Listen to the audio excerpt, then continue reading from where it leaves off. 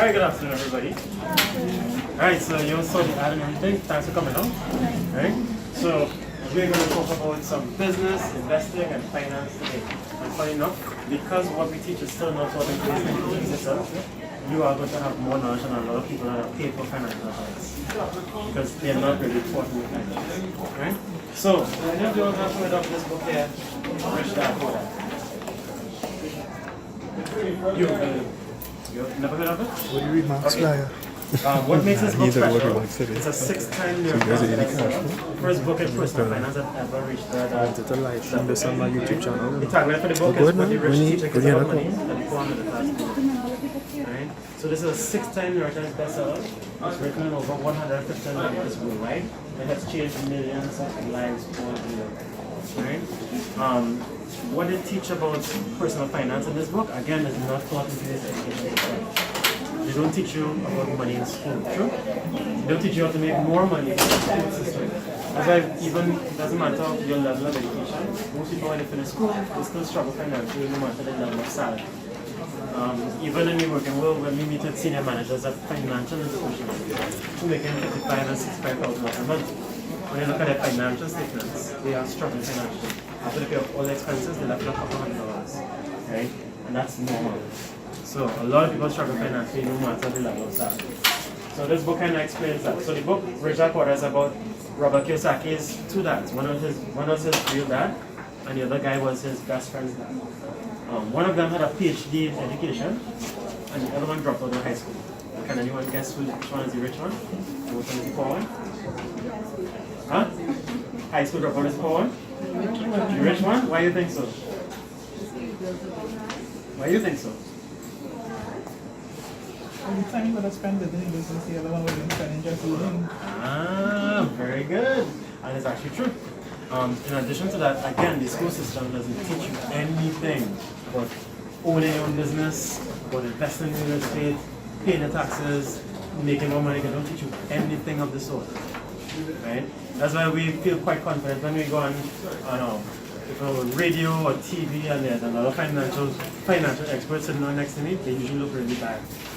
It's just kind of bad, you know, especially when I do talks and they invite another speaker in and he's a financial expert and you realize the advice he gives and the advice I give right? It's kind of embarrassing, but it's necessary to happen. I remember just recently I was on CNC3 and they had a financial expert on set with me and the host realized he was in trouble and he tried her best not to let me answer too many questions. I was going to break him down. Right? But it's necessary. So the Rich Dad company that wrote these books, all their books are really for people who want to be business owners and investors. And that's what we teach at the Cashflow Club. You probably saw the sign outside. Cashflow Club is a business school invented by this guy, Robert Kiyosaki. And we use a simulation-based approach to teach business, investing, and finance. So our graduates actually start businesses, they go to real estate, they go to stocks, they learn how to raise capital. The difference is a simulation-based program you learn by doing. Who here loves to read books? Raise your hand. Alright, good. So do you know reading is actually one of the worst ways to learn? I know I have a lot of books here, but reading is necessary. It's actually one of the least effective ways to learn. You only remember 10% of what you read, you know that? Yeah, go ahead. So check this out. This is called the cone of learning, right? And this shows you the most effective ways to learn. Look at the bottom. What they say here? Reading. You only remember 10% of what you read, right? Very ineffective. Just listening, go to class and listen to the lecture, hear words. You only remember 20%. So let's get him so And if I'm talking a lot of sense today, you're not going to remember all of it today, right? Just looking at pictures. Who have a photographic memory? Anybody?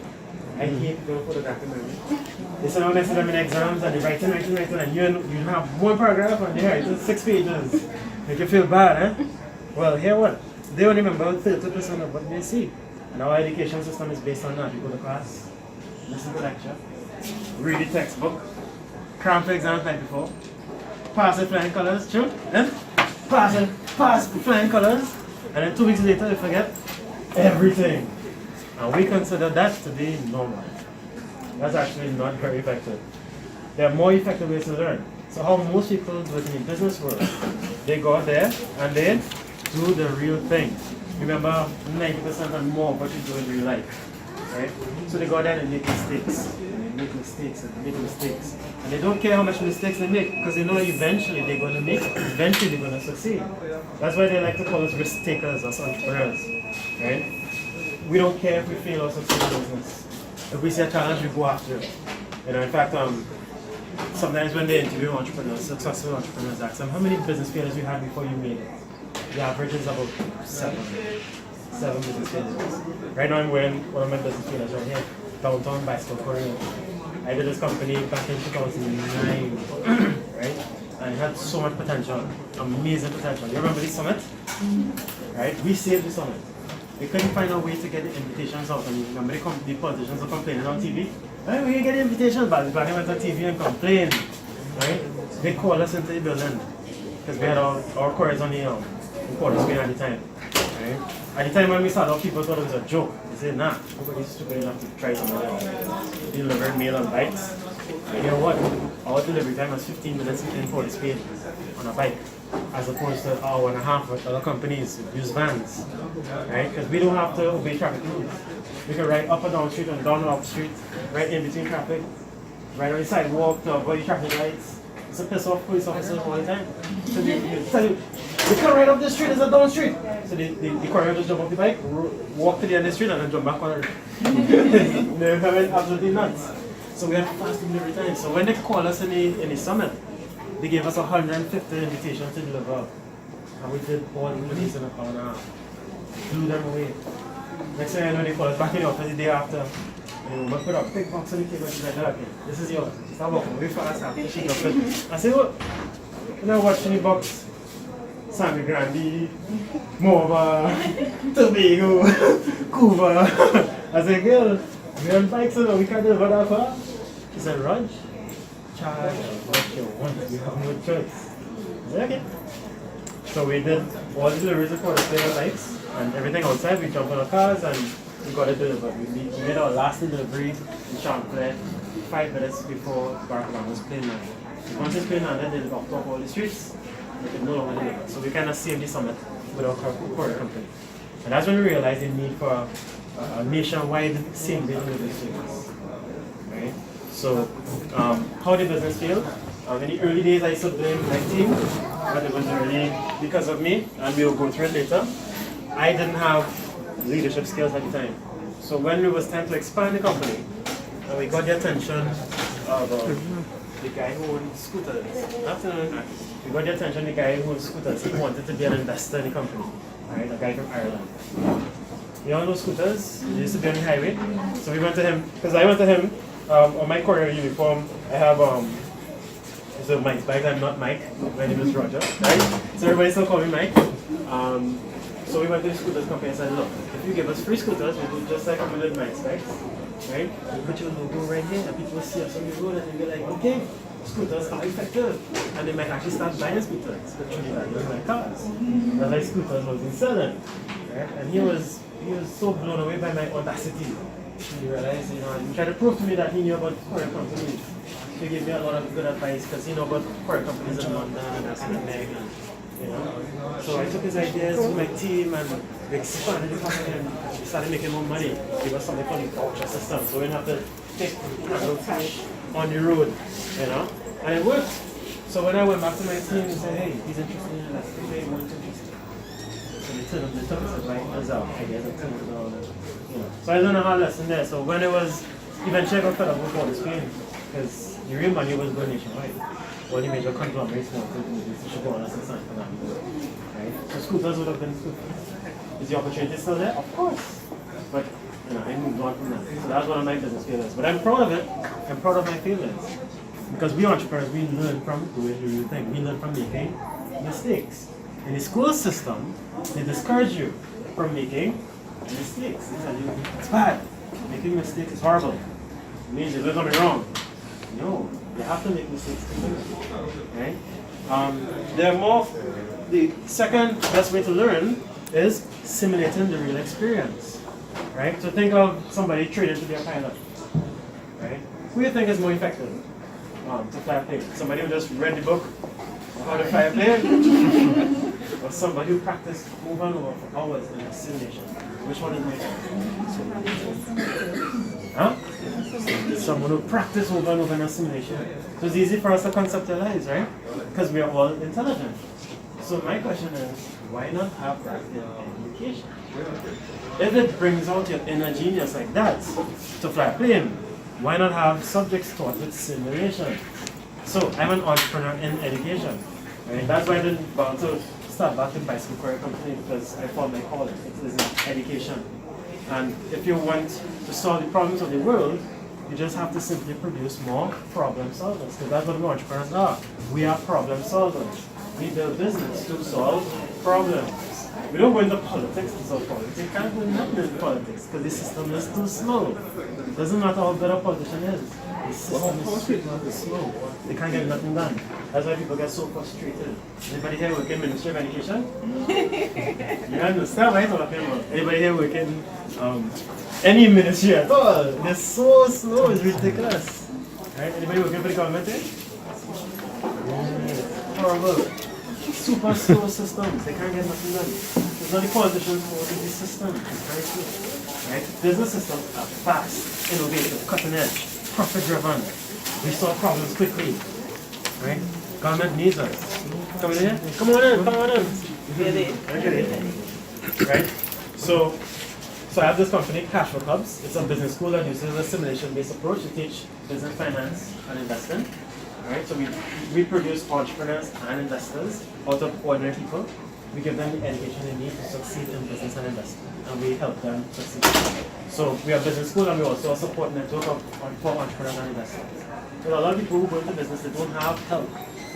They can't afford consultants. They have no support. And they fail, and then they never try again. They get a job, and that's the end of that. Then they make children, or probably do a master's, or, and they never ever try again. Right? Whereas in a Cashflow club, you have constant help from everybody else who's going through the exact same thing you're going through. And you all learn from each other. Right? So that's what we specialize in. Right? So I have Cashflow Clubs that uses that same approach for the business school. I have another company called Mad Science, uses a simulation-based approach to teach science and engineering. Right? I love science. I didn't go to school. Guess what? It's boring. Who else studied science in school? You like science in school?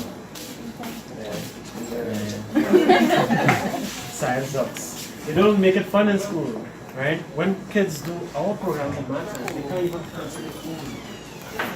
They can't do it. They're fully engaged because they're having fun in science. The biggest thing now is making slime. Oh my god. They love making slime. That's a big hit. We are the kings of slime. We always making slime. The kids go absolutely nuts on math science. The math science is spreading throughout all the primary schools right now. Our programs are only for the primary schools, ages 5 to 12, but they're so good. High schools have been purchasing our workshops. 90-something% of the workshops purchased are from high schools. So this Saturday we're doing the St. Benedict's College, for example, sponsored by Shell. Right? So it's spreading. By January, we're going to bring in the NASA program. Because, we aiming for higher heights, right? There's a growing rumor right now, there's a Caribbean space program in the works. And that is true. I haven't go to the school, right? So before I start promoting that idea, I wanted to make sure I have my NASA program in place so I can inspire the next generation of astronauts and entrepreneurs in the aerospace industry. Right? The government always talks about diversifying the economy. It's actually not up to them to diversify. That's why they're not really getting it done. It's actually entrepreneurs to do that. Right? No, we don't tell that on national TV because the politicians want their votes and everything to get into power, right? So they give them that chance to promote themselves. But we are the ones that diversify the economy. We have no choice. Now that we have such a large cash flow, we run one of Richard's largest cash clubs on the planet. Right? The other large one like mine is in Cambodia. They have over 50 million people in Cambodia. Trinidad and Tobago has 1.3 million. Right? So understand the scale. We're huge. We have trained thousands of people over the past 12 years. So this is why we're so successful. Simulation-based approach. As we always say, every human being is a genius. Every human being is a genius. School system will tell you, either you're bright or you're guns. True? bright or you're done. No, you want to say done. Because the plenty teachers say, you done, sir, you done, see? Right? But according to this book, and this is pure neuroscience here, right? According to this book, every human being is a genius. Right? It's just innate. The school system doesn't bring it up because not all of us can learn. Down in the back. I think that one in front there next time. Sitting down listening to the lecture all day. You fall asleep, true? Poor kids can't even drink coffee, they must fall asleep. That's boring. Down in the back and in the front. There are more effective ways to learn. If an army is preparing for war, do you think they're going to send them to a classroom to cram exams? Or are they on the battlefield doing war games and preparing for battle? Doing simulated battles? Which one they do?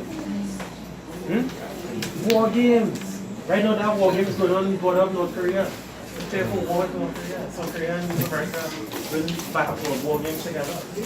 That's how army prepare for war. They don't send to the classroom to prepare for exams. That's silly. So according to this book and according to the latest research in neuroscience, our brains are not static like they tell us in the school system. They say our brains are static, and as we get older, we get dumber. We lose brain cells, we have less ability to learn. That's actually false, based on research, based on observations. What we're observing is that our brains are dynamic. It is the most dynamic organ in your body. Right now, your brains are changing. You know that? Your brains are making new connections. Your neurons are making new connections all night, and they're learning something new. Right? That makes us genius. And when you use simulations in education, it goes on overdrive, constant connections. So at a Cashflow session, for example, you're totally locked in. We actually have to do a countdown to get you to stop. Right? So I'm going to say something controversial that you might like and you might like. Video games are good for your brain. Very, very good for your brain. Look how stressed out she is already. Oh my God. You just told me that. Yes. Good afternoon. Good afternoon. Video games are actually good for your brain. Well, you realize parents are horrified by the fact that their kids sit for hours non-stop playing games. They have their finger get corn. They ain't want to go to the bathroom, true? Huh? They don't want to go to the bathroom at all. You want to eat no food. They're drinking no water. Your parents say, oh my God, if only you put that effort into your homework, you'll be a genius. You'll get B's and C's in school. Go on to your homework, boy. Stop playing that stupid game. But your mother has a point. If you put that same effort in the school, you'll be a genius. So then the question is, why not have that kind of format in the school system? And we do. We actually, but not in the school system, we actually have it in education. Teacher. Ah, very good. You make sure. Very good. What do you teach? What do you teach? Primary. Primary. Okay, so we teach everything. She's an excellent teacher. Oh, very, very good. Very good. Yes. So sometimes when I talk in schools, I do a lot of talks at high schools, not really primary schools. Kids are a little younger in primary. So I do math science in the primary schools. But when I talk at high schools, what school do you go to? University actually. Oh, okay. You want a kid? All right. Which university? UCT. UTT. What are you doing there? Computer engineering. And what you doing there? No, I'm not in university. I'm in convent in Joseph. Oh, I have you rolled back. Okay. That makes sense. St. Joseph Convent, St. Joseph? Yeah. Yeah, they actually won math science. I met your principal already. Yeah, so we might do it next semester. Unless get through them. I might call them tomorrow. This depends on how much staff I have because they want a female math scientist to teach them. Yeah. But my female math scientist right now, she's in internship, so she only can teach on Saturdays. So that's kind of the skip line right now. Right, so we're coming soon. They really want the program. The science teacher there, when she met me and she saw what we did, she went absolutely nuts. So they really can't wait. Right? But when I give talks at high schools, the kids actually applaud. They go absolutely nuts. And some teachers don't like that. Not you, but they do have old-fashioned teachers out there that don't like what I say. Because Cashflow is kind of disruptive. That's why we don't do Cashflow in high schools, because some kids actually won't finish school. It is a fact. They are very intelligent, so they'll put 2 and 2 together and say, I don't need to learn calculus. How is that going to help me to make money? I don't need to learn trigonometry. Yeah, you see? I don't need to learn trigonometry. How is that going to help me make a living? How is that going to help me in business? So the most I do is talk to the high school. The kids go nuts. They want to talk to me after. They want to find out for this cash flow thing. I say, what did you need? Right? So we kind of stay away from the schools in that regard, right? For your own good. Right? We are located right next door to Yuri, right? And funny enough, Yuri don't use us at all because yes, Yuri students do drop out of school if they do our program. They naturally think out of it. The only reason they're gonna, if they complete the program, the degree program, is to please their parents, right? That's how powerful this education is, right? No, I like what Don't get don't get no ideas. The trick is, do your degree program, but if you want to really be financially successful in your field, get a job, but learn business as well. So you can have a part-time business and have 2 sources of income. Eventually, the income from your part-time business will trump your salary. That's when you need coaching. Yeah, right? And that's what we specialize in teaching on Cashflow. So you all know this guy, right? He's one of the wealthiest people in Trinidad and Tobago. He died recently. Thank God they did a biography on him right before he died, right? So this book is really, really good. There's actually like a history of Trinidad and Tobago. Unfortunately, you know, these are the kind of stories that should be in the Republic Reader. Instead of just politicians and athletes and artists, it should have the business moguls as well, entrepreneurs.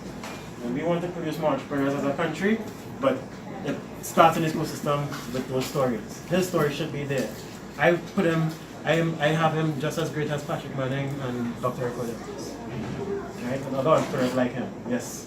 Some people have to take a deep breath, but it's true. Because these are the kind of people we want to produce. Right? Successful people in business. Now, even Patrick, when we met, my mom and I met with Patrick a couple of years ago before he died, Patrick and Hazel. Right? And Patrick was totally blown away. He heard about Cashflow before. And I remember him saying, "So Raj, I understand about Cashflow and stuff, I know it works because they did the National Financial Literacy Program. They realized the importance of financial education. Of course, they did it seminar style, so it wasn't that effective. You all ever attended any sessions from it? So it wasn't that effective. It didn't reach people the way we could reach people. Right? I said, Raj, you know, I tried my entire political career to get people into business, and everything we tried failed. Right? You see, at the end of the day, Raj, despite your good intentions, you can't change culture.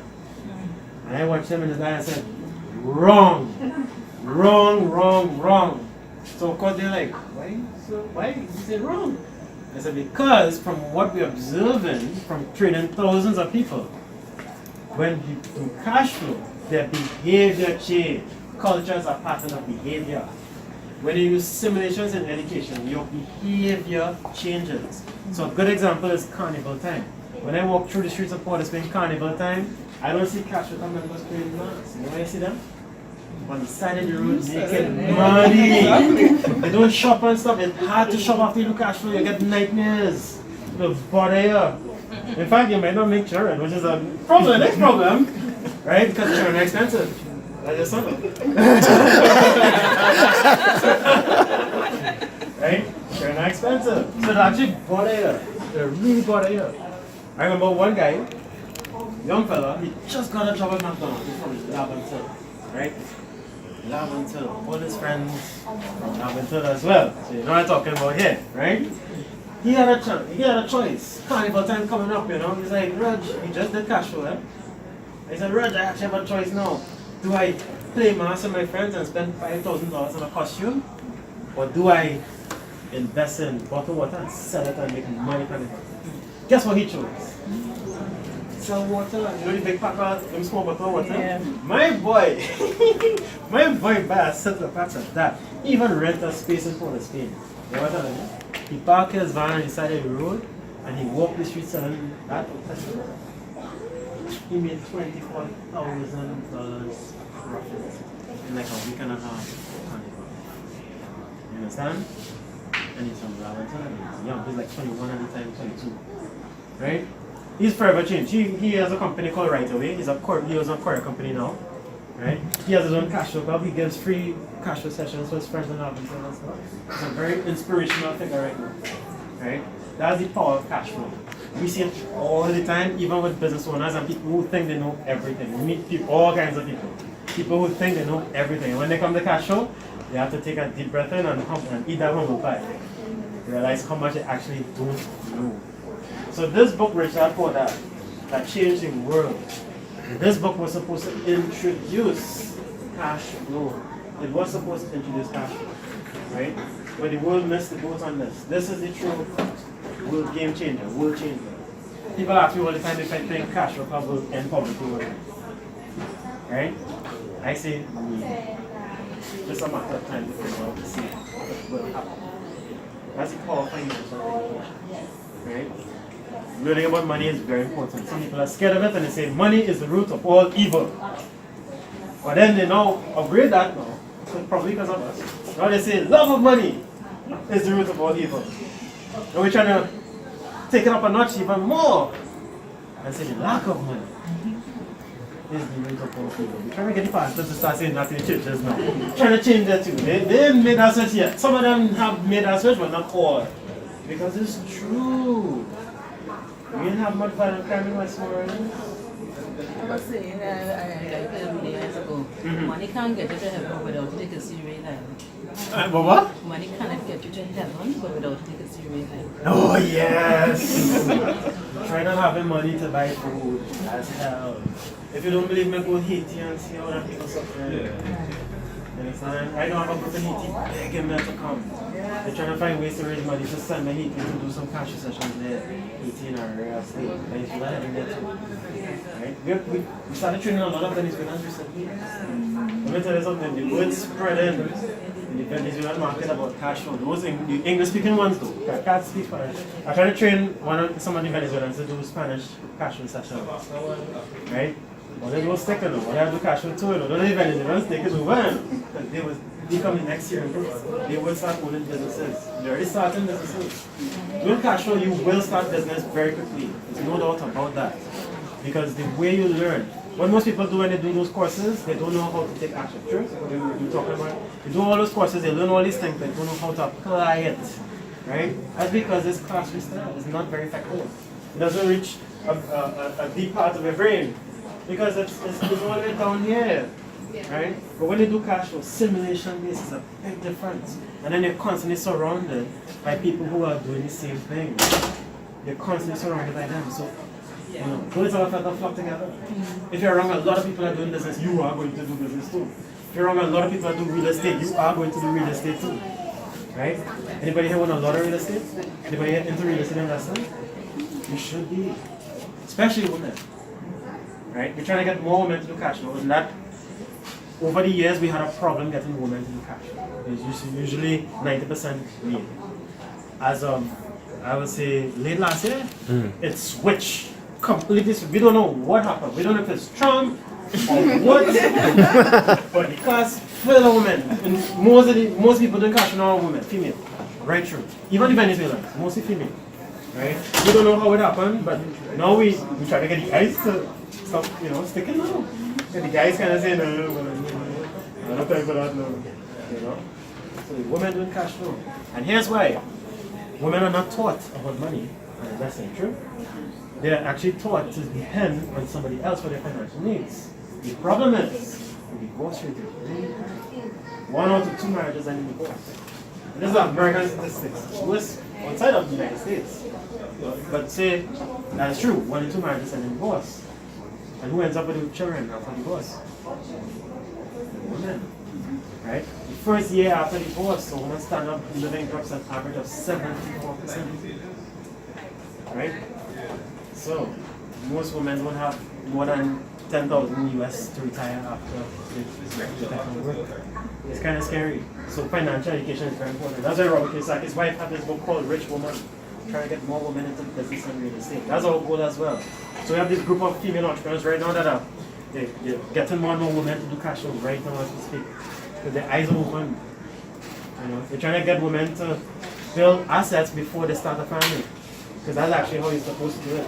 Starting a family before you have business, bad idea. It's expensive. You get locked in what we call the rat race.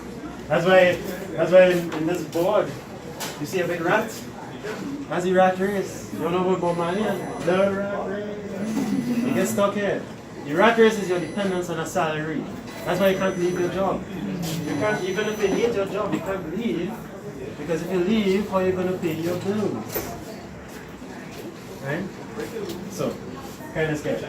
Right? So we use a simulation-based approach. So this here is called the Cashflow quadrant. This shows you the 4 different types of people that make up the world of business and industry. Employees, self-employed, business owners, and investors. Right? So you have the left side and the right side. Which side do you think is the poor middle class? Which side is the rich? Okay, I won't bend this way. Which side is the poor middle class? Yes, poor middle class, and this side is the rich. Employees, you all know them, right? They earn a salary every month. Right? Most of us are employees. Our parents tell us, go to school, get good grades, and get a safe, secure job. Bam. But they didn't tell us that GOB stands for? Just over broke. Hey! GOB stands for? Say what? GOB stands for? Just over broke. That's true for a lot of people. The vast majority of the human race is in jobs. GOB stands for just over broke. No matter how high your salary is. Look at some people driving Mercedes Benz and BMWs. They say, wait boy, they have money.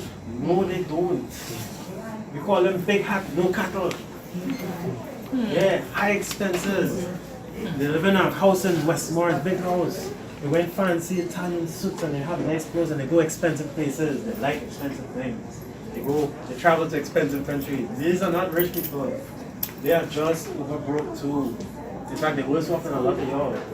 When you look at the financial statement, they're left with very little money after they pay off all their expenses.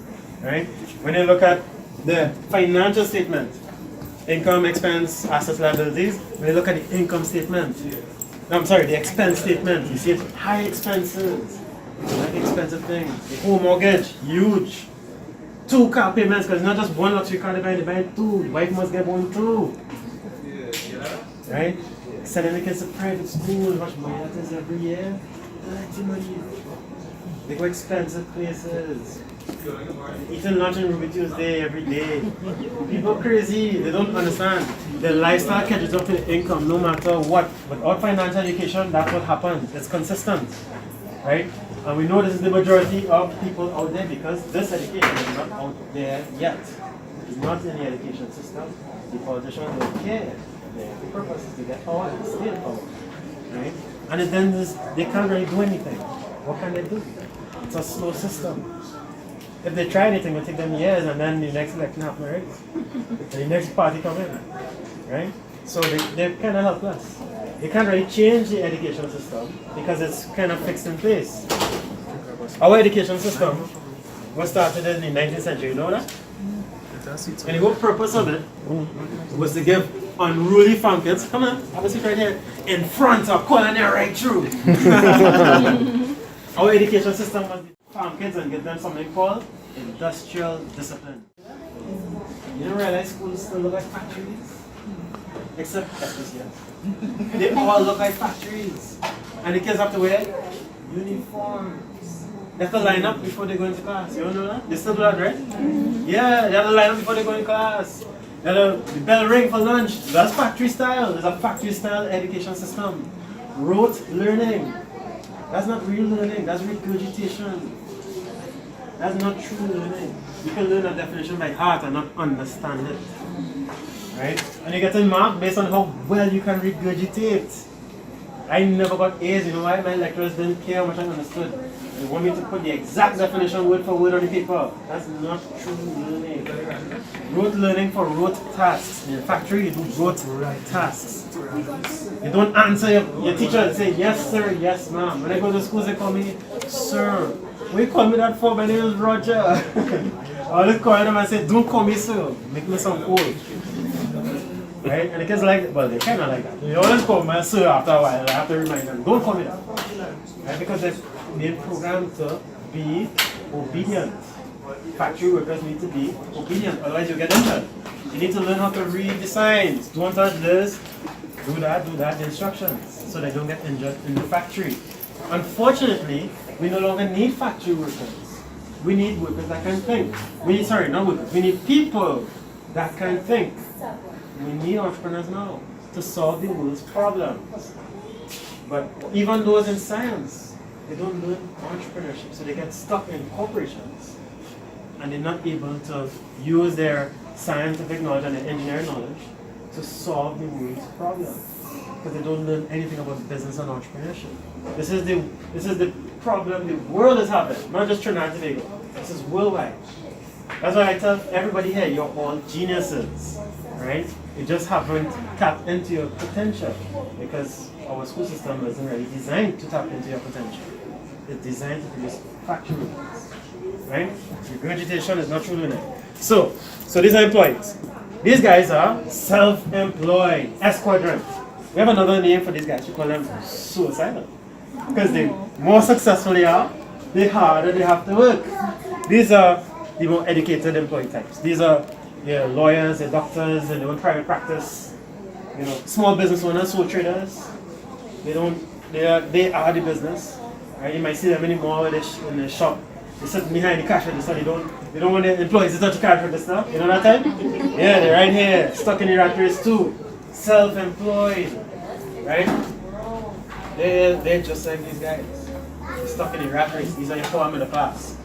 Business owners, real business owners, they can actually step away from the business and the business still makes money because they have a team working for them, right? Business and investing are team sports. Yeah? You ever heard that term before? If you look at the back of all these books that you have written here, business and investing are team sports. It's a team sport. That means you need to have the capabilities of running a team, of keeping them motivated, getting people on the team. There's a certain skill that you have to have. You have to have leadership skills, sales skills. If you realize anything about these people here who are very successful in business, they all start off in sales. Anybody here over 40? Remember the series on the bikes? Selling clothes door to door? Huh? Me? I don't know. I'm young, right? I saw the videos. But they start off selling. They all start off in sales. So on Cashflow, what people do before they start business, they get a job in sales. Either part-time or full-time. They have to know sales is the #1 skill in business. If you don't know how to sell, you can't make no money. Doesn't matter how good your business is or how good your product is. If you can't sell, what are you going to do? Wait for the phone to ring? No, you have to pick up the phone and make those calls, book those appointments. That's a skill, right? So even Sarah Dupree, who started Quico, he started off selling insurance door to door. That's how you start. You know, Sarah Dupree is one of his mentors.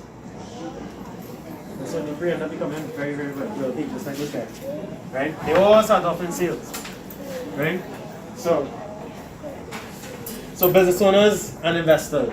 Business and investing are team sport. Who is the greatest football player in the world, right? Messi. So, for those who don't agree, let's pretend Messi is the greatest football player in the world, right? Imagine Messi on a football field by himself, and he has to play against Real Madrid. Who's gonna win? Don't tell me Messi. Huh? Real Madrid. Why would Real Madrid win? Huh? Numbers, they have a team. Messi can strike, midfield, and goalkeeper at the same time. Despite what you may think. Right? They have a team. You can't compete against a team. So this is what happens to a lot of people in business. They go into business by themselves. They try to be Messi. They're all trying to be Messi. And then trying to compete against teams. And they get trampled. Right? I have my own competitors, they're all self-employed. Even my finance lecturer, who discouraged me from holding cash sessions at university. He ended up being my competitor in finance training market after. And we ran him to the ground. Kind of literally, because he died. But understand what I'm saying? You know, he was operating by himself, and I had a constantly growing team. I had a team. And the reason why I had a team was because they believed in what we were doing. They believed in the most important part of a business, which is the mission, not the product. The mission. The mission of Cashflow Club is to elevate the financial well-being of humanity. That's why we do what we do, and we give free talks, and we do a lot of free things. We charge for courses, of course, but we charge minimum. We charge like $1,000 for a course, which is crazy. You know, kind of insane, but we do it for a purpose. We want to educate people in finance, get them into business, get them into real estate, so that they could change the direction of their family. Because the trick about financial education is generational. We get our financial advice from our parents. And they got their financial advice from their parents. So if you're from a family of business owners, guess what? You are most likely going to be a business owner, unless you're a real worthless. Right? If you go to the Chinese restaurant, you see the children working in the restaurants all the time. Especially carnival time. My favorite restaurant in St. Augustine, the daughter and the son will be working, cashing and all kind of thing, dealing with customers. And they're young, they're early teens. Their friends playing carnival, they care. They're working in the business and learning business, the real business. They think they're going to get a job when they finish? No. They're going to own their own business too. They're learning from their parents. Right? So if you really want to change a part of your family, learn this. So that your future kids, grandkids and great-grandkids will be business owners. Because when you look at these guys here, when these guys die, what do they leave behind? Bills or an estate? An estate. My family is a family of employees. My grandfather was a business owner. He was into agriculture and into real estate as well. My grandfather died in 1999. That's a long time ago. 19 years ago. Right? To this day, I still have investments from my grandfather. To this day. Because when he died, he left behind an estate. When these guys died, they leave behind bills, debt. Right? So change the path of your family. Learn this. Right? We start off with rich dad, poor dad, get into it, do cash flow, learn to sell after, start business, learn by doing. Even if you fail, so what? Start the next business one time. Never ever stop. Right? Your future great grandkids will thank you for it. So I want to show you all some of the education for this side of people who want to be on this side. Because that's our specialty. We don't produce employees and self-employed people. That's not our thing. Right? We want to produce entrepreneurs and investors. So books like, besides Rich Dad Poor Dad, Sales Dogs.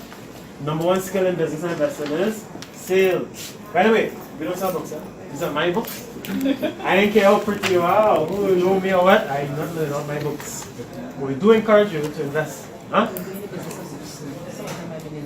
Look at that, very good. I saw one, other people's money, I'll get to that. That's actually not in print anymore, so that's precious. I advise you to copy it. Yes. I don't think I should let it up. Right, Sales Dogs, number one skill in business. Sales, right? ABCs of building a business team that wins. They've rebranded this book, it's now called Code of Honor. Right? Business investing are team sports. It shows you want to grow your team. Right now we're going to implement this in one of my company, Remax. We have a lot of real estate agents, we're a real estate brokerage. We're actually going to implement Code of Honor this Saturday. Can I get this? Another book.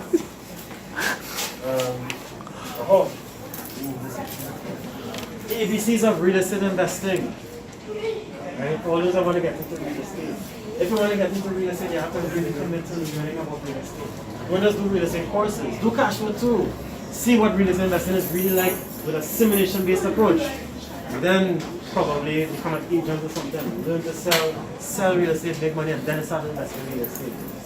You know you can raise capital for real estate. You don't need to use your own money. Yes. ABCs of property management. Because property management is what makes or breaks a real estate investment. If you don't know how to manage your property can lose value very quickly. All you need is one bad tenant. And we have plenty of them out there. Let's see. How to buy and sell a business. Entrepreneurs don't have to start a business from scratch. You can buy one that already exists. But how do you do that? Not much people know. That's why this book is so powerful. You learn how to buy and sell a business. Right? This is what we teach at Cashflow. This is not in the education system. You're not going to learn this in math class. You're not going to learn this in accounting. You're not going to learn this in finance courses. You can do an MBA and not learn this stuff. You meet MBAs all the time and they say, I don't want to do cash flow. I have an MBA. I know everything there is in our business. That's why you have a job, my friend. MBA graduates don't start businesses. They don't. And we tell them that. We go to Apple Jack and say it too. And they get upset when we say that because we have to be honest. They don't start businesses. And if they do try and they fail, they'll never try again. They go back to their jobs. The whole point of doing an MBA is to try and get promoted and make more money salary-wise. But in a minute, I'll show you why that doesn't work. Retire young, retire rich. Right? And some people say, yes! Retire young, retire rich. How to do it? A pension plan might not get you there. Back in the 80s, a $3,000 pension plan sounds real good, but when you retire, it's not that much at all. You could only buy bread and sardines. And travel or taxis, that's all you can do. Right? People get a rude awakening when they retire. Especially if the pension comes through. The pension is real low enough. A lot of people suffering very quietly. Right? Other people's money, this is the book you'll have. Other people's money, how to raise capital for investments. Right? True entrepreneurs raise capital. We don't just use our own money, we use other people's money. Right? We don't just use bank financing. We don't have to, in fact, you should not start a business with a bank loan. That's a bad idea. Because you have bank loan payments from the outset. Right? So you have to use something called equity financing. But how do you do that? Nobody knows. This is not taught in the school system. And then just reading the book alone, how much percent you remember when you read? 10% and less. In a simulation, remember 90% and more. So in our course, our 6-week course, we do 3 weeks of this, Cashflow 101, which teaches fundamental investing.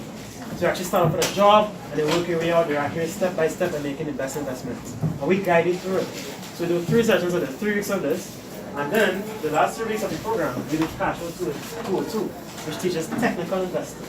This is where you learn all the stuff you see in the Wall Street movies. And you also learn how to raise capital. In fact, you raise capital over and over and over and over again. That's how you learn. That's how brains are designed. Our brains are designed to learn by doing. You're all geniuses. Right? Rich kid, smart kid. We don't teach kids finance. With cash flow, we go and we get talks and stuff. You over 18, right? You get to go. You over 18? Yeah, stay away. No, we do like teenager workshops and stuff, right? Every now and again, right? But we kind of scared of exposing you to courses, but we still do it occasionally. I'll tell you why. Back in 2009, that was the last time we trained a 16-year-old kid. And he just did like 2 cash flow sessions. My boy went back in school and got permission to do a cake sale.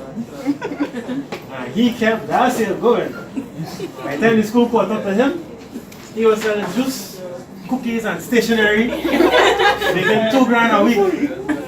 Yeah, then after he got suspended, he said, okay, that's it, no cash in schools at all. And it gets us into a lot of trouble, especially with young kids. And kids are smart, they're very, very intelligent.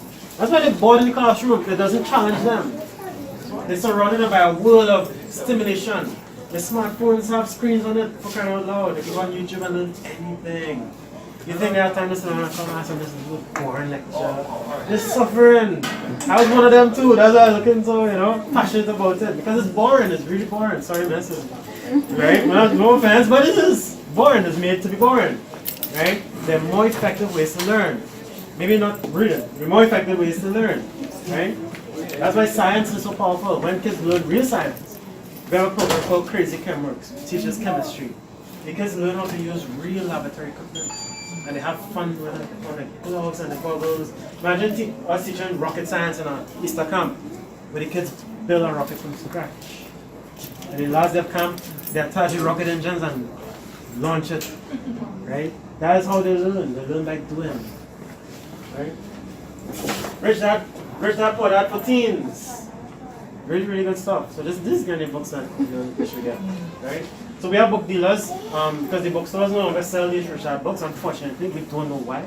Because when these books are in the stores, they sell so fast, so we're really confused as to why they're not selling them. So you can get it on Amazon. If you're really savvy online, you can download it for free. Oh, I've been recorded? Hello. You can download it for free, use torrent or something. Download it for free or go on YouTube and type up audio. This book and click audiobook, type audiobook at the end and you might get the audiobook on YouTube for free if you don't want to buy it. Or contact us and we send it to a book dealer. She brings out all these books. Right? And this is like the comic book version to Rich Dad. So a lot of kids love reading, especially the younger ones. They love this because it's in a format they love, colors and comments and stuff to do the real finance. Yeah. What do they have there? I never open this book, you know. Let's do it. Oh, yeah, that's too much for me. Spider-Man comment. But it's good. Right? Teach them about money from early. Right? So these are other sort of things that we encourage people, you know, who are on the side or who want to be on the side. Right? So the 10x rule is one of them. You all have heard of Grant Cardone. He's trending right now in sales. Very, very powerful guy. But this book is 10x. You have to operate at 10x level. You have to work 10 times as hard as everybody else. Right? Those are the ones that make it. Those are the ones that are successful. Right? You're not just working hard, but smart, but working hard as well. Right? A lot of our entrepreneurs adopt this. They don't read it in night time because they will not sleep. They read it in the morning. Right? This book here, Miracle Morning, very powerful as well. Teaches people how to wake up early, how to start your miracle morning. Right? Now, what you realize about, and it's very hard to wake up early. I used to struggle. I used to catch my tail to wake up 6 o'clock. Right? But with this technique, my goodness, I started waking up at 5 and 4. Right? And then I started waking up at 3. It was weird. Jack Warner starts work at 3 a.m. By the way. That's why Jack Warner ran FIFA for so long. Jack Warner is a genius. What time are you going to bed, sir? Me? 10, 11. I don't wake up 3 every morning. But if I have a lot of work to do, Yes. oh yeah. Alright. Because I have 4 businesses to run, plus I'm on the national team. I'm a national athlete. They couldn't put out any flyer because it didn't fly this morning. Right? But I have to balance basically 5 lives. So I wake up early. Sometimes 5, sometimes 4, sometimes 3, depending on my work. Right? This is one of them. This book here, this is a classic. How to Win Friends and Influence People. Guess what this book teaches? It teaches you how to win friends and influence people. Right? Powerful stuff. In business, this is super important. If you go into business and you can't sell, because we in sales, we don't just sell to customers to make money, you know. We sell to employees as well. Make people like you quickly. That's sales. Sales is communication. Right now, I'm selling to you. I'm selling right now. And I'm not ashamed. Sales is something that everybody has to do. The best salespeople get paid for it. Every single human being is in sales. But a lot of y'all are not getting paid for it. You're getting a small salary. You should be making money from sales. Right? When you get really good in sales, you tend to get promoted very, very quickly. If you're the spokesperson for your company because you're the best salesperson, and they're going to promote you, I think some janitors make it to CEO without a degree. It's not because they're the Freemasons. Or they know Bazio Pandey and Patrick Manning. No. Or they like to kiss butts and stuff. No. It's because they're good with people. They know everybody birthday. You know that type? They're always happy. They come to morning. You rude at them the day before and they still come happy-go-lucky the next day. You know those people at work. Those are the ones that make it. They rise to the top in any organization. Usually the best salesperson in any company is the owner of your company. Right? If you ever met Mr. Sapka personally, he's a nice guy. Anybody here ever met Apple Jack? Charming fellow. You want to back there for him and listen to him talk. Cool, real cool. Any business owner tend to have really nice personalities and they dress well and they're always clean cut, shaved and looking good. Because it's sales. Right? If you're not likable, you have employees working for you, they will screw you over without regrets. It wouldn't bother them to steal from you. I know one woman who has a chain of shoe stores. She's very smart too because I don't want to call her name. She just imported shoes from Brazil. Cheap. And selling $300 and stuff. Mad, nice business. 20% of the stock goes every month. Her employees don't like her. She don't have no leadership skills and she blames them and the culture and they go, these people are worthless. She don't know it's actually her, that's the problem. She don't want to come Cashflow too because she know everything already. So she learned a real tough lesson. We allow them to fail. That's how they learn. Trial and error. We meet a lot of very successful business owners that when they do Cashflow, when they finally do Cashflow, they say, man, I wish I met you 25 years ago, but you'd have saved me from 2 divorces and 3 bankruptcies. That's a normal thing. Right? 21 Irrefutable Laws of Leadership by John Maxwell. You ever heard of this one? Yeah. have to have leadership skills in business. One of the best leaders / salespeople I ever saw was Barack Obama himself. CNN used to laugh and joke and call him the salesman in chief because he was a great salesman. The man is good. The man middle name is Hussein, for crying out loud. Yes, he half white, but he black like me. He has hair nappy too. He made it to president of the United States.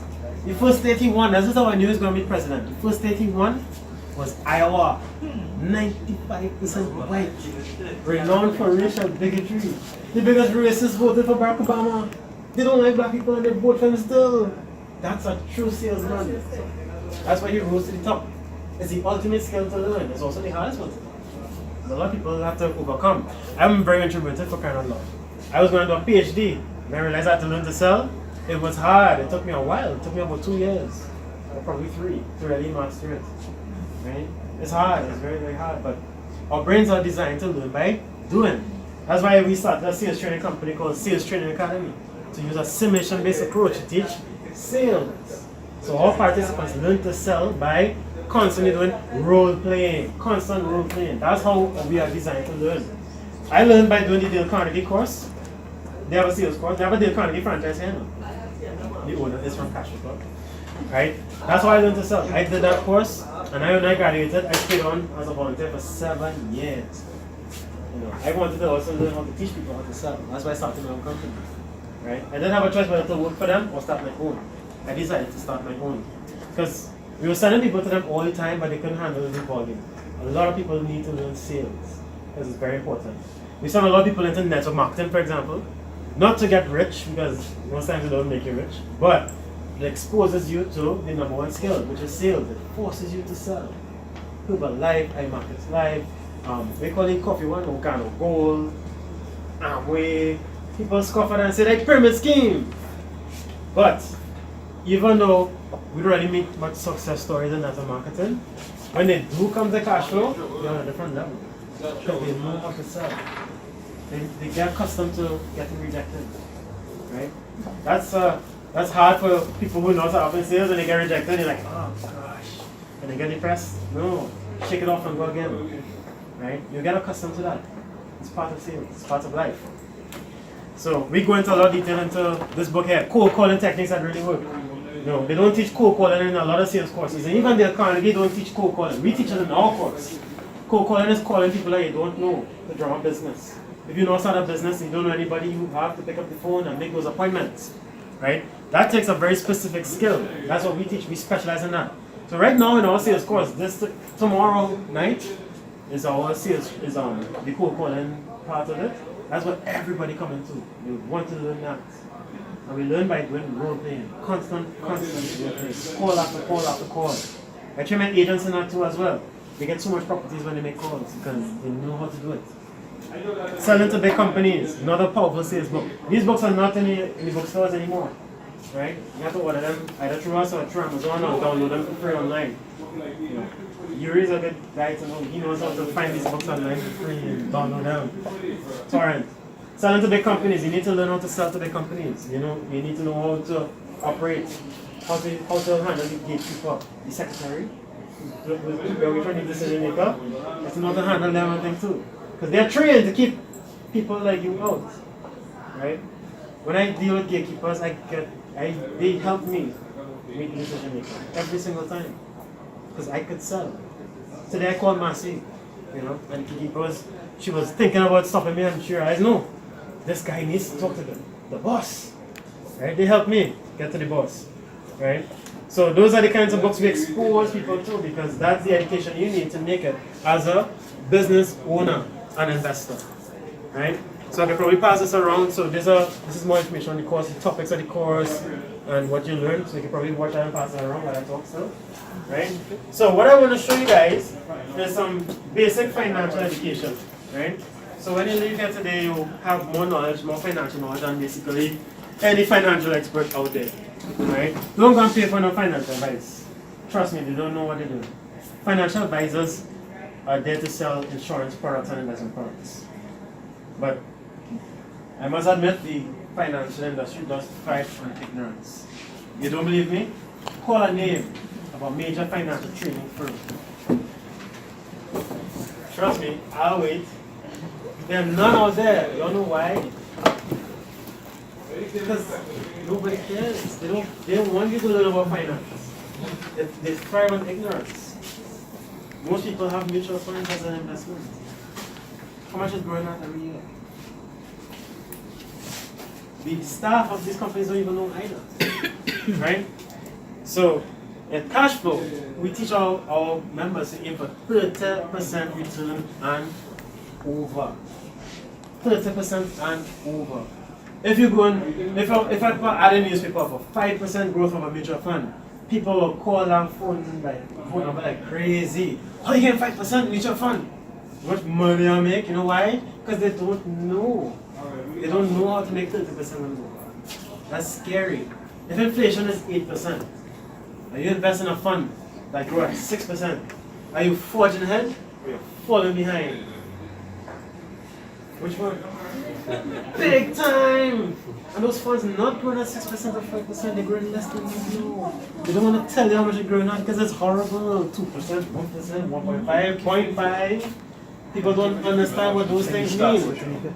At Cashflow, you learn about return on investment from the first day. That's the first thing you learn. Ask any financial expert, how do you calculate return on investment? They don't know. They're not taught that. Right? So, I want to show you something. So, this here is the financial statement, income statement, and balance sheet. So, I'll show you all. You can see this board here? Yeah? Okay. So, I draw an abstract version of this. Right? So, this is income, expenses, assets, and liabilities. Right? Okay. So, in red, I'll show you all the cash flow pattern for a middle class person. Right? And this is basically the cash flow pattern for you and your friends and family. Almost everybody in your life tend to be employees because our education system was designed to produce employees. It wasn't designed to produce entrepreneurs and investors. It wasn't designed to produce people who can think, think outside the box, could solve problems. It wasn't designed for that. It was designed to produce employees, obedient employees, that take orders and do what they have to do and go home at 4 p.m. If you work for the government, 3:30. Right? Alright, so our parents tell us go to school, get good grades, and get a safe, secure job. True? JOB stands for? Just above road. Yes, I love it. Right, so you earn a salary every month, they pay off all the expenses, right? But they buy liabilities. They think of assets. So we have a very simple definition of an asset. An asset is something that puts money into your pocket every single month, whether you work or not.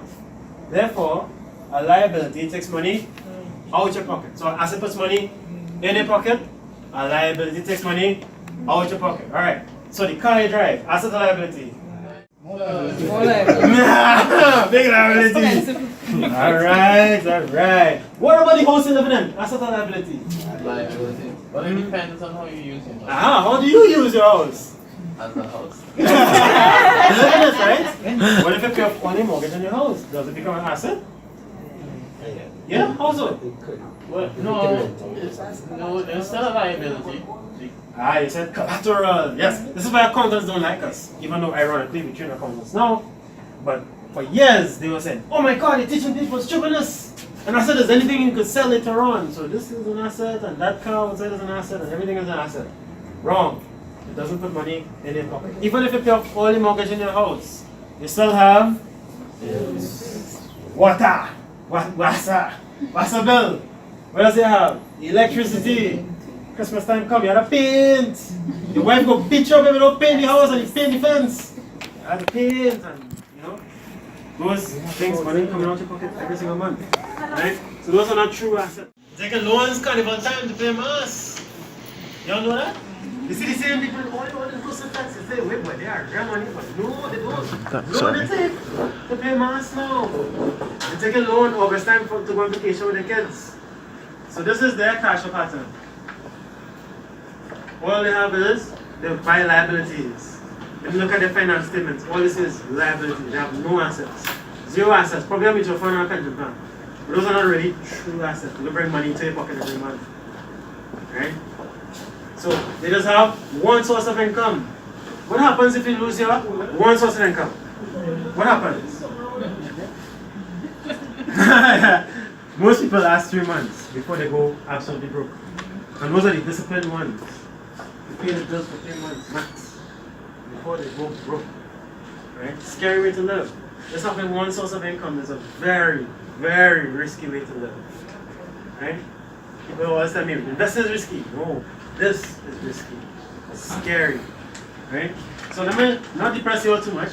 Let me show you all the cash flow pattern of a rich person who's somebody who thinks like a rich person. Because it starts here. This is the most important asset, by the way. This here, your brain. The most dynamic organ in your body. You're all geniuses. Right? So let me show you all the cash flow pattern of a rich person who's somebody who thinks like a rich person. Even if you have a job. Even if, preferably in sales. Right? So you earn income every month. Right? You pay off all the expenses. But you buy assets. And what do assets do?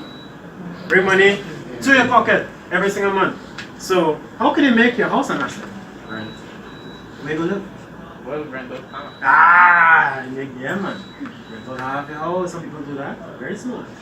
What's your car? How you can make money from your car? Uber. Because money people making Uber. Uber, you run taxi, rent. I have one friend who has 5 cars. People say, boy, you could drive a different car every day. No. Rentals. You have one that you use them, the other 4 you renting out, making money. He don't pay for his cars already, he bought it a year ago. Company contracts, people are calling for rentals right through. The rental market big enough.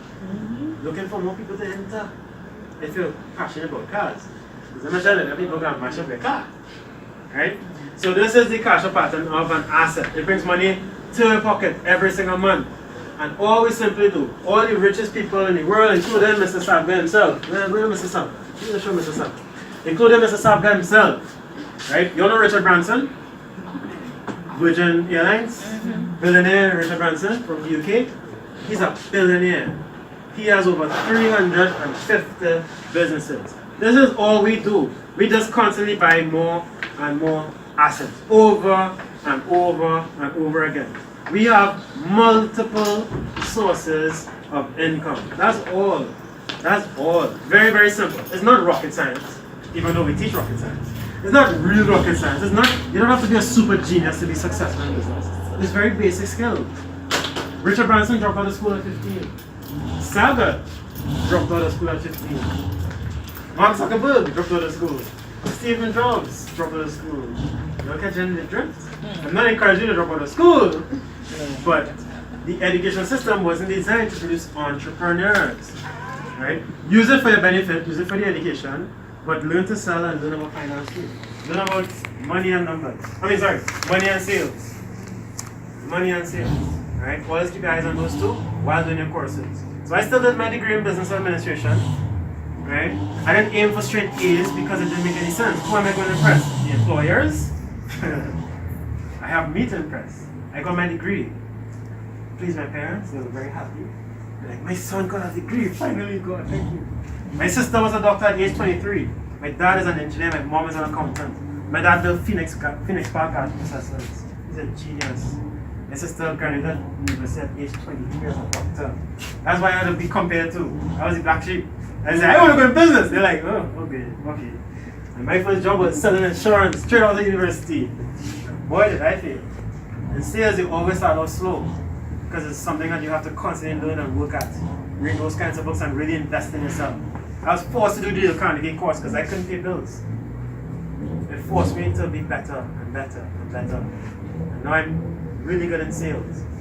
Right? So, multiple sources of income. Right? So, I have, let me see, cash flow clubs is an asset. It brings money to my pocket every single month. I want mad science is an asset. It brings money to my pocket every single month. What else I want? Remax. I am a Remax franchisee. I love franchises, by the way. If you ever come Cashflow, you hear me talk about franchises all the time. We get people to buy franchises. Right? It makes money every single month. Right? What does I do? Oh, sales training academy, right? Brings money to my pocket every single month. I remember one guy we trained at Yuri. He's a cleaner, a janitor at Yuri. Doesn't make much money. He makes like $3,500 a month, which I think is below minimum wage, right? And he didn't even do the course. He just had to do 1 or 2 sessions, right? Just like the boy in 2009. And he's like, you know, he's living on the main road, right? And he said, I could rent out a spot on the main road there in front of my house to a vendor, charging $2,000 a month. So that's what he did. He rented his space and the vendor started making $2,000 a month. Now when the vendor making money, instead of taking over the man's business and making the money himself, he said, I'll rent out a next spot next to that vendor for next $2,000 a month. And so he did. So his cash would jump to $4,000 a month. Right? You want to catch it? Simple, multiple sources of income. So he said, hey, so if that working, I rent out the next spot, the spot in the corner for $3,000, and the next spot for $2,000 and the next side. And that's what he did. He increased his cash flow just as simple as that. He has multiple sources of income. Right? A food cart is an asset. A car can be an asset. Right? You could be inventive. Anybody could do it. Any child could do it. Right? Multiple sources of income. And eventually you get the skills to have a team to help you do it. So you won't be all over the place by yourself, being self-employed. That's why we say esquadron is also called suicidal. Because some people who are in the esquadron, they only operate by themselves. Their attitude is, if you want it done right, do it yourself. That's why they're in the rat race. You need a team. You need the skills to build a team. You have to be likable. You have to be good in sales. Right? So this is very simple. Our next thing too is this column here, this expense column. This is the crystal ball of your future. Right? People we call big heart, no cattle, with all those high expenses and the luxury cars, they're brooks. They only have one source of income. Only one source of income. We see them all the time. I have some friends who are in business, they're doing very well. Make real money, and they drive a Mercedes Benz, and they watch me and they say, you still driving a old car? That car should take working for you, right? Right? The expenses high. Right now they're falling because of the recession. I'm doing well because my expenses are low. I keep my expenses low. Even sometimes when my friends make money, you know they make money because they're living nice. Start going Hyatt every day. You know, they go in Dominican Republic on vacation twice a month and all kind of craziness, and they buy luxury cars, right? When I make money, I cut my expenses even more. I might be called cheap, but guess what? When some of my friends who didn't do Cashflow walk through Trinity Mall, they're looking to buy shoes and clothes and jewelry. The difference is when I walk through the mall, and people who did Cashflow walk through the mall, we're looking at businesses. Big difference. Like my favorite business in Trinity Mall is Knowledge Zone. I'm always in that store. I don't buy nothing. Always in that store. They know me now because I love the business. I have the owner number kind of thing. I want to buy it one day. They have like 3 outlets. I love that business with a passion. You know, one day I might make them an offer. I'm looking at businesses. I look at the kiosks. I love the kiosks too. Love that business. Low expenses, making good money all the time. Once it's a good location. The next store I like the Trini, what do you call it? Trini store. We have all the Trini Souvenir. branded products. Oh my god, look, I know the one or two. My partner. He from Cashflow. He doing well. He have another store in the airport upstairs. Right? He's doing very well. He loves Cashflow. If you ever see him, say the word Cashflow and he will his eyes will light up. He'll talk there for hours non-stop. He'll tell you all the business. Right? He loves Cashflow. Trying to get all his friends to do Cashflow and they all hard-headed and stubborn. Nah, I need to learn that, boy, now I don't have time for that. That's why they're struggling, especially now, right? This is the crystal ball of the future. Keep your expenses low and keep your income sources high. Constantly work on building your income statement, building your assets.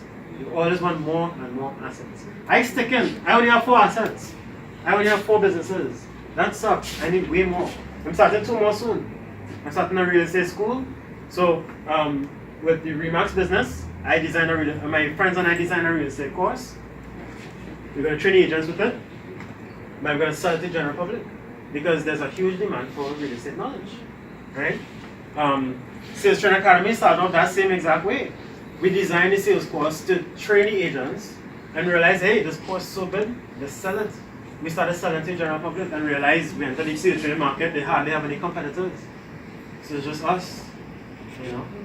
One company in the sector have 30 sales people to train at 3,000 each. How much money is that? 90 grand. I'm waiting for them to sign a contract.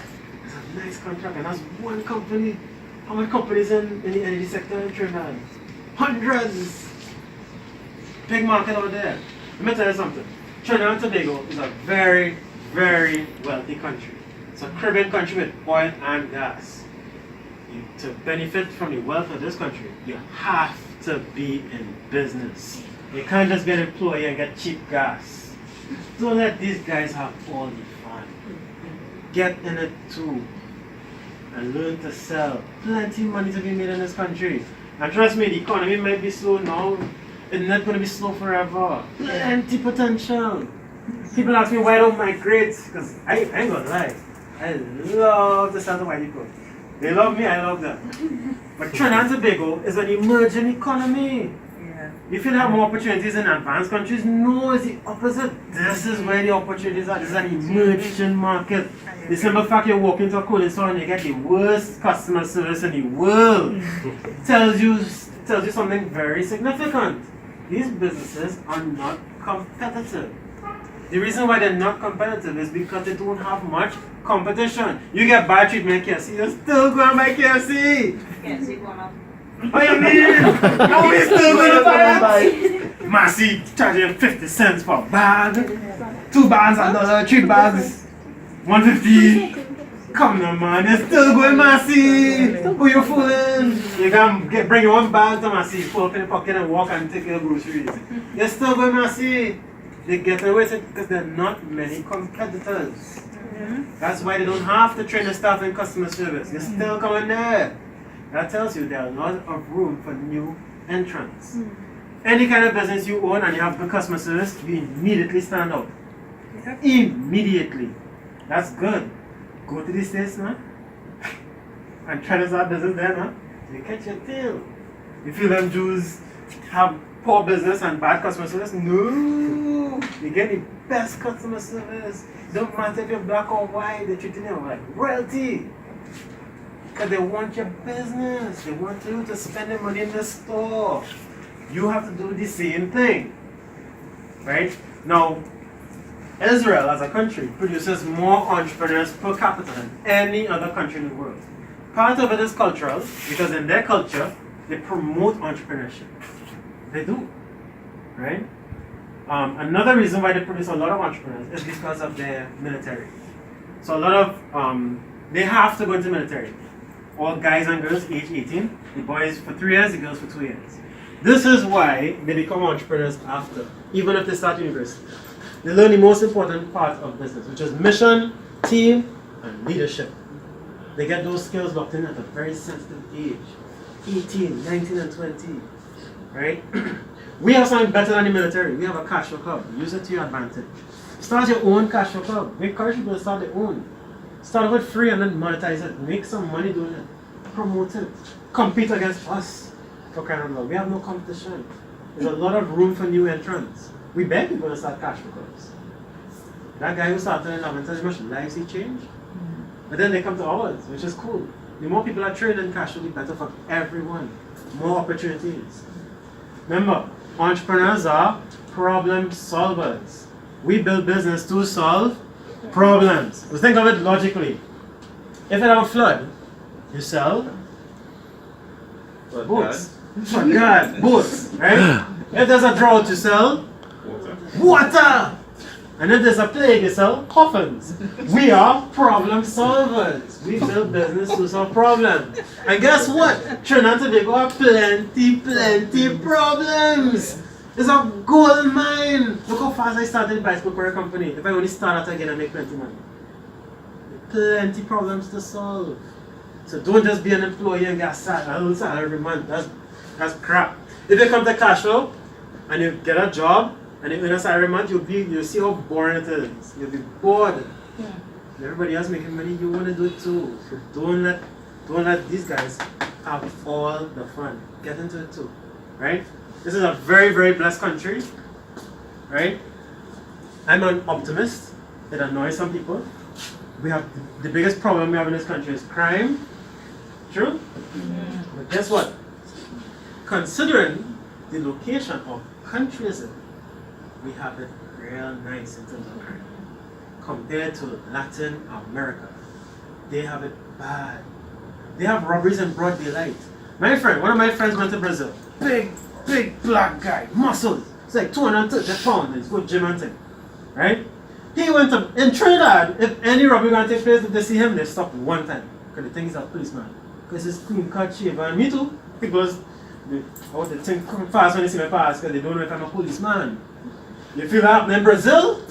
No! A man get robbed right in front of him. Broad daylight. Venezuela worse yet? Ooh, Venezuela get worse now. Nicaragua, bad. Colombia, bad. If you travel to those countries, you see what real crime is about. Trying to have it nice. You don't really see it out in the open like other countries. We have it real nice. We like to compare ourselves to advanced countries. Reason being, we're the richest country in the Western Hemisphere. You all know that? We have it real nice. There's only America and Canada ahead of us now. We have it real nice. You all didn't know that, huh? And people want to migrate and go to school there and send the kids there in the school and the kids get shoot. We don't know those guys are problems here. You see them saying, no, it's bad, the things getting worse in the States. They're targeting people who look like us now. It's getting a little scary. We watch it on the news every day. Police officers don't shoot us like that in Trinidad. Then 2 weeks answer back police. You may get a slap. Everyone will get arrested. We have it nice here. It's a nice country to do business in. Right? So don't let them have all the fun. Invest in your own financial education. Right? This is very, very important. You don't learn this in the school system. So those take homes you have, those are the mini financial statements. What they have read in the bottom of it there? They borrowed it from you? Oh yeah, what I want is kids. They say Richard said, if you want to be rich, you've got to understand numbers. That's why a person's financial statement is their report card once they leave school. The bank don't care what school they went to. It doesn't matter what degree you have. They don't care. Who cares? The numbers on the income statement bank you have multi-class credit scores like Cashflow. Right? So you look at your financial statement. That tells the true story of who you are. That's why you see the record of the businessman from Sawa walking back in short pants and his body. Right? And he bank said that he gave him mad respect, even though he dressed the way he dressed. The other people don't dress fancy and they don't like doing it. Right?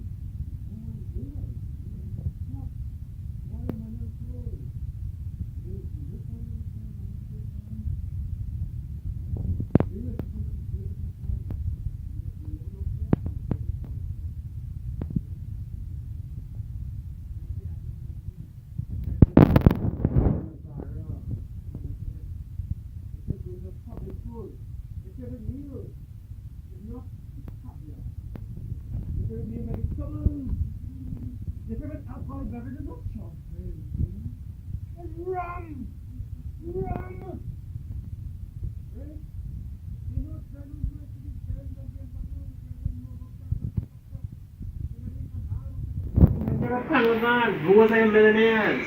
You have to be the same way too. Like my friend who owns the same kind of restaurant where his kids working. He drives a space wagon. One of my friends, I went to lunch with her there once. And the owner was cooking the kitchen with the good guys. I was like, that's the owner right there. That's the owner?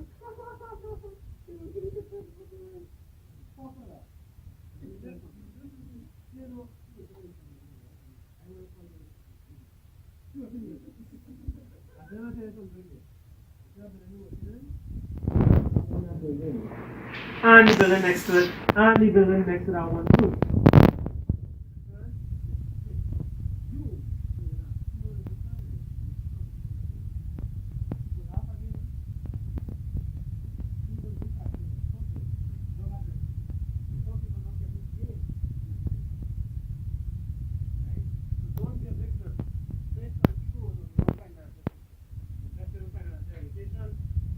For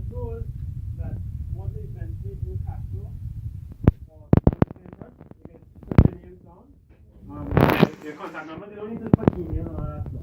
Right? We give it WhatsApp and that kind of thing. Right? Our next course starts next week, Wednesday. Right? Next week, Wednesday. And then go on the week after Tuesdays. We start courses all the time. Like literally all the time. Right? So the course is 6 weeks long. It's once a week for 6 weeks. Right? It's 3 hours a week. 18 contact hours in all. Right? The price is $9.99. Why? $9.99. Okay? The reason why we don't charge more than that is simply because we don't want this upper middle class. We want upper middle class, poor people to do it as well. Right? Because this education is important for them as well. We don't just want rich people to do it. Right? So that's why we have the price like this, and we're keeping it like that. Past since 2009, the price has been this. Right? Once a week for 6 weeks, so the next one starts Wednesday. It'll be at St. Augustine at the Remax office in St. Augustine. It's from 6 p.m. to 9 p.m. Right? So if you're interested in signing up, just take my number. My name is Roger Moore. I have business cards here too, so you can take one if you want. My number is 768-6761. Right? So you can take my number, add me on WhatsApp, message me anytime. We give free business and financial advice to everyone, so don't feel bad. Right? If you have any questions, just message me on WhatsApp, ask me anything. If it's a long message, send me a voicemail. Don't send no long text, so don't waste my time. Send me a voicemail. Right? Question? Do you have classes on other days besides Wednesday? Yes. So the next course that starts the week after. This is Wednesday, the 2nd of May. Mm-hmm.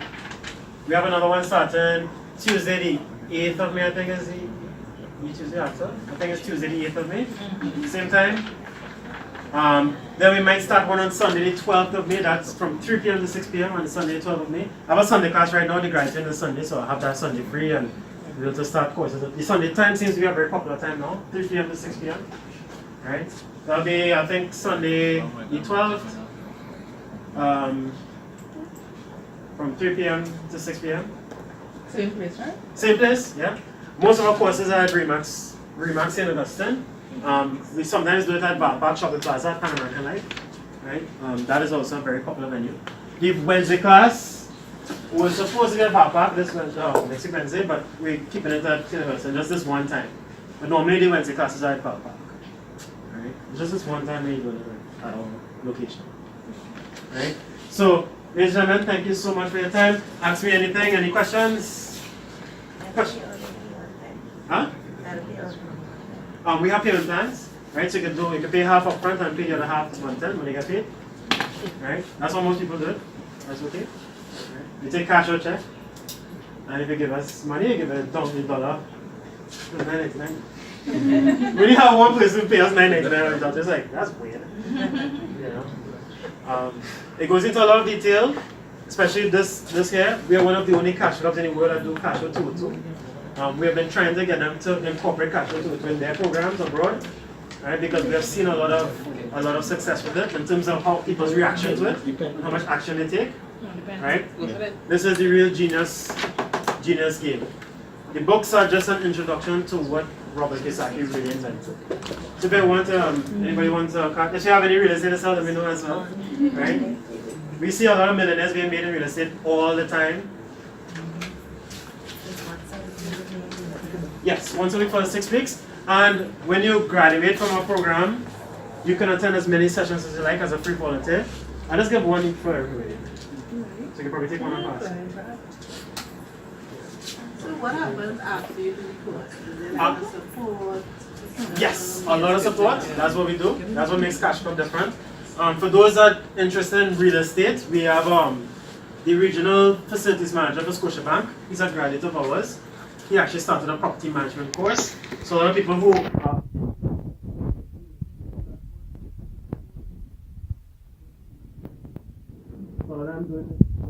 starting a property management business.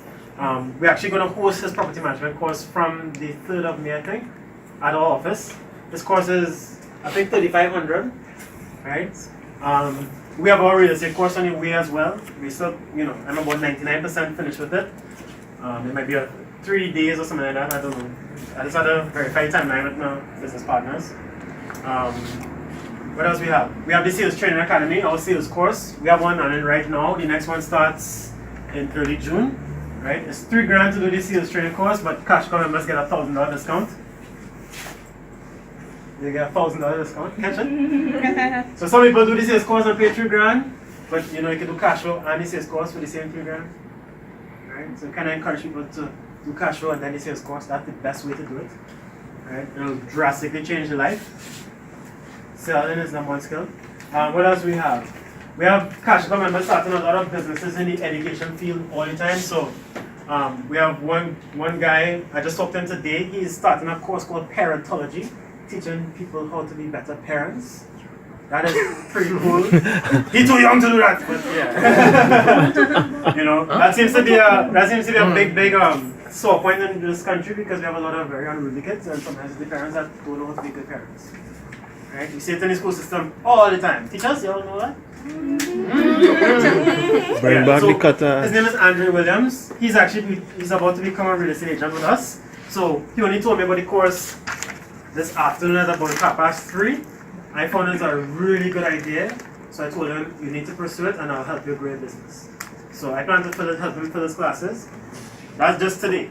You know, we have people starting courses, business schools all the time, courses, because they see how real education is like and they try to incorporate it as much as possible in other fields. We have an ex-graduate who runs a company called UC Mass. They use the abacus to teach mathematics. Carol Thomas is one, right? She's doing pretty well. We have another Cashflow Club member right now. She's in the Monday class. She just started. She's about halfway through. Stacey Ann Williams. She started another simulation-based math program, something called abacus something. Yeah, abacus. What is it called? You know? Yeah, something like that. Yeah. So she's actually the master franchisee now. So she's pushing that. That's a simulation-based way to learn mathematics. That's fantastic, right? Again, this country has a lot of opportunities. It sucks to just be an employee. You know, don't miss out your opportunity. Again, sales is something that you would not like, but when you learn to do it properly, you fall in love with it. And Cashflow, by the way, is a lot of fun. It's opposite to what you're thinking right now. Like for example, I remember once a couple years ago, we had a guy named Edward who came to Cashflow. His friends told him about us. That was back in like 2009, 2010. We had it at Garden Life on St. Vincent Street in Port Spain at the time. So he came to Cashflow and he was so disappointed. He was like, what the hell is this? Right? He's accustomed going to those fancy investment seminars and holding Hyatt and Hilton. He's that type, right? He's a professional working Apple or Jack. You know? He's just IT and does mutual fund investments. So he thought it was an investment seminar. So he was like, this tripping us, you're using games to teach investing? No, man. So he said, Edward, before you leave, my mom was there as well. So before you leave, walk around and listen to the conversation before you leave, and then you can leave. So he actually did so. He walked around, listen. You know what he did? Came back to the front and he said, where do I pay? He did the entire program. It changed his life. He's in the UK now, he's running an IT company. He has a part-time job, but full-time in business. Right? I think his part-time job is in sales. Right? That's usually the pattern with a lot of Cashflow members. We all learn to sell first. Right? That's a normal thing. A Cashflow session is completely opposite. It's like a fish market. It's loud. It has a lot of music. We have prizes. You know, we serve food and drinks. It's different from what you're thinking. It's a fun way to learn. And when it's fun to learn, you actually learn a lot faster. Because that's how brains are designed. Same thing with math science. Those kids have fun doing math science. They don't want to take no break. Lunch is an hour, they want half an hour lunch. They want an hour lunch. They be bored, they want to go back to math science and do experiments. When their parents come for them in the evening, they don't want to leave. It's all the time, you need to go home, boy. You have to get them to leave because they love it. They love doing experiments. That's how we're designed. We're human beings and we're smart. We learn by doing and we learn by having fun too. Right? So Cashflow is a lot of fun. Even if you come tired, you get energized. Without coffee. Right? Any more questions? Alright, so ladies and gentlemen, thank you so much for your time. My name is Roger Moore. Remember, take my number down. We give free business and financial advice to even outsiders, even if you never did Cashflow before. That's what we do. We won't be able to go into plenty detail, but still good to have that as well. But if you do cash flow and you're able to speak the language of business, which is finance, you can take your lot further. Right? So thank you very much for your time, and I want you to give my friend there a round of applause for bringing us in as a speaker.